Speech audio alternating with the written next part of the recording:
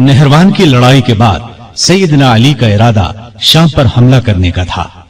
उन्होंने जंग की तैयारियां शुरू कर दी थीं, लेकिन दूसरी तरफ खारजियों ने साजिश तैयार की कि अली, मुआविया और अम्र बिन आस तीनों को कत्ल कर दिया जाए। उनके ख्याल में अमन इसी सूरत में कायम हो सकता था। चुनाचे इस काम के लिए 3 आदमी मुकर्रर हुए।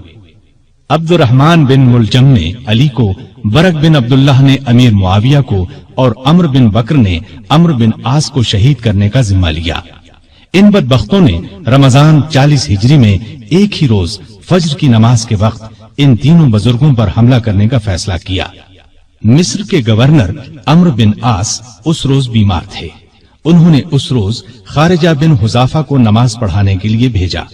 लिहाजा अम्र बिन बकर ने उनके धोखे में खारिजा बिन हुजाफा को शहीद कर दिया। दिमश्क में बरक बिन अब्दुल्लाह ने अमीर मुआविया पर हमला उस वक्त किया जब वो मस्जिद के दरवाजे से निकल रहे थे। उन्हें मामूली जख्म आया। कूफे में अब्दुर्रहमान बिन मुलजम मलून सैयदना अली के रास्ते में छुपकर बैठ गया।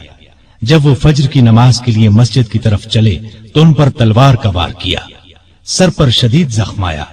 इब्ने मुलजम को गिरफ्तार कर लिया गया।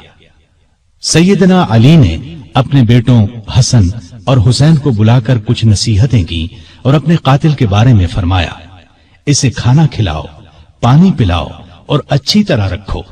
अगर मैं इस जख्म से मर जाऊं तो इसे कत्ल करना। शरीयत का यही हुक्म है। इसके नाक और कान वगैरह न काटना।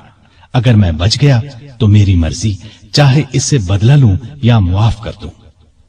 इब्ने मुलजम की तलवार जहर आलूद थी। वो उस जख्म से शहीद हो गए। इन्ना लिल्लाहि व इन्ना इलैहि राजिऊन। ये रमजान की 17, 18, 19, 20 या 21 में से कोई तारीख थी।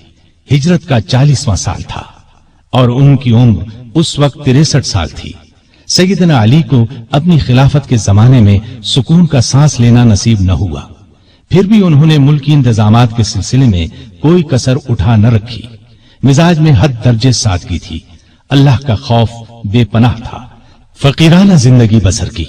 गवर्नरों और अफसरों की सख्त निगरानी करते थे। किसी ओहदेदार के खिलाफ शिकायत मिलती तो उसके खिलाफ कार्रवाई करते। आपको अदल इंसाफ का हद दर्जे ख्याल था। सबसे पूरा इंसाफ करते थे, यहां तक कि अपनी जात से भी इंसाफ करते। हर एक के लिए उनका दरवाजा हर वक्त खुला रहता था। बिला रोक टोक कोई भी उनके पास आ सकता था।